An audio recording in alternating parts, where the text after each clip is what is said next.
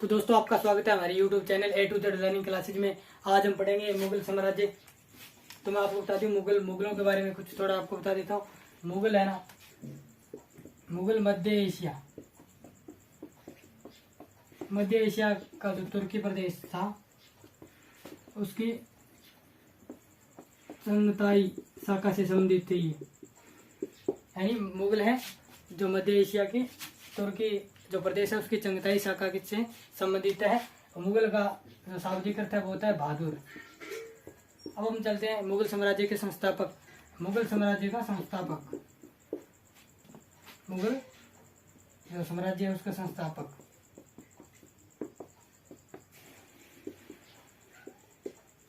मुगल साम्राज्य के संस्थापक कौन थे? बाबर का जन्म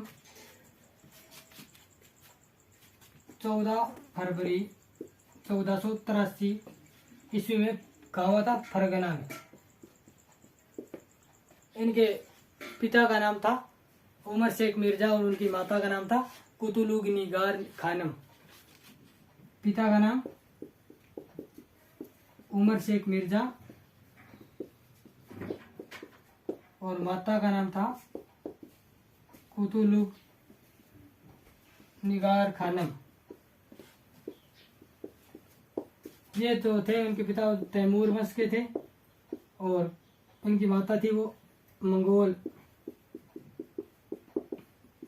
से जाति से चंगेज खान की संबंधित थी। चंगेज वंश की थी। और बाबर के पिता की मृत्यु 1494 ईस्वी में हो गई थी और बाबर 1494 ईस्वी में शासक बने थे।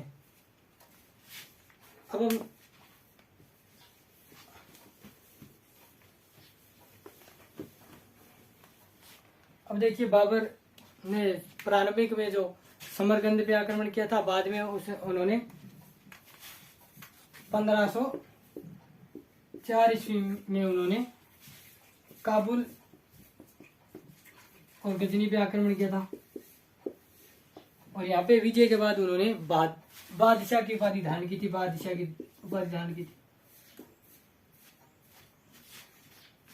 अब हम चलते हैं भारत पर आक्रमण। बाबर ने भारत पर आक्रमण किया था। भारत पर आक्रमण, तो अब हम जानते हैं भारत की जो उस समय राजनीतिक स्थिति। तो भारत पे उस समय दिल्ली के जो सल्तनत वंश के थे, इब्राहिम लोदी उस समय दिल्ली के शासक थे।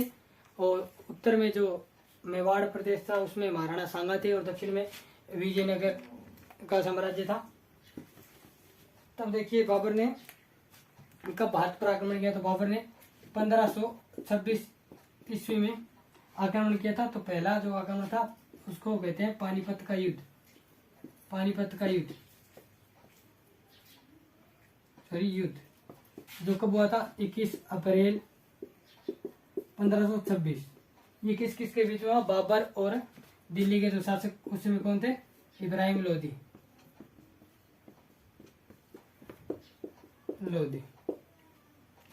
तो इस जो युद्ध था इसमें बाबर ने तुलगमा युद्ध पद्धति है ना, तुलगमा युद्ध पद्धति का उपयोग किया था और उन्होंने जो तोप इस्तेमाल किए थे उनमें उन्होंने तोपों को उस्मानी पद्धति से व्यवस्थित किया था। और जो तोप के जो संचालन उन्होंने किया था, तोप का संचालन उस्ताद अली कुली ने किया था। और जो बंदूक में थे, यानी बंदूक जो सैनिक थे, बंदूक वाले सैनिक, उनका जो संचालन किसने किया था? उनका संचालन किया था उस्ताद मुस्तफा ने। तो बाबर ने जो पानीपत का युद्ध है उसमें इब्राहिम लोदी को हरा दिया था और इब्राहिम लोदी इस युद्ध में मारा गया। अब दूसरा जो युद्ध था बाबर का भारत में, वो देख लेते हैं। दूसरा युद्ध था खानवा का युद्ध, जो 16 मार्च 1527 ईस्वी को हुआ था और जो महाराणा सांगा के साथ हुआ था। चलो देख लेते हैं दूसरा युद्ध, खानवा का युद्ध।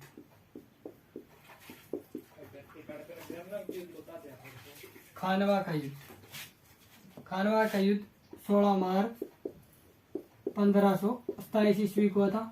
खानवा राजस्थान के भरतपुर में था, राजस्थान जो भरतपुर। खानवा का युद्ध किसके बीच में? बाबर और सांगा, महाराणा सांगा। उसमें मेवाड़ के थे, मेवाड़ जो प्रदेश था उसके महाराणा सांगा के साथ हुआ था। बाबर और सांगा का मध्य खानवा का युद्ध लड़ा गया था। इसमें बाबर ने जिहाद का नारा दिया था और अपने जो बहुत ही इस युद्ध के समय बाबर बहुत ही उत्साहित था और उन्होंने अपने सैनिकों से शराब जो छुटवाने का भी कह दिया था। जिहाद का अर्थ होता है इस्लाम की रक्षा के लिए जो युद्ध लड़ा जाता है उसे जिहाद कहते हैं। इस्लाम की रक्षा के लिए लड़ा गया युद्ध। और इस युद्ध में बाबर की विजय होती है और इस युद्ध के बाद बाबर ने गाजी की उपाधि धारण की। किसकी उपाधि धारण की? गाजी की। गाजी का अर्थ होता है काफिरों को मारने वाला। अब इसके बाद में आता है तीसरा था चंदेरी का युद्ध। चंदेरी का युद्ध जो हुआ था 1528 ईस्वी में। चंदेरी मालवा और बुंदेलखंड की सीमा के पास एक व्यापारिक दृष्टि से महत्वपूर्ण क्षेत्र था और उस शासक कौन थे? मेंदिनी राय। मेंदिनी राय वहां का शासक था, जो कौन था? महाराणा सांगा का सरदार था। मेंदिनी राय थे तो महाराणा सांगा के सरदार थे। बाबर और मेंदिनी राय के बीच ये युद्ध होता है और इस युद्ध में मेंदिनी राय हार जाते हैं। और अब इसके बाद आता है अंतिम युद्ध। इसके बाद में आता है अंतिम युद्ध आता है जो घाघरा का युद्ध। घाघरा बिहार के क्षेत्र की नदी है। घाघरा का युद्ध 1529 ईस्वी में हुआ था और घाघरा का जो शासक था उसमें कौन थे? अफगानी शासक थे, वो भी इब्राहिम लोदी का भाई था, महमूद लोदी।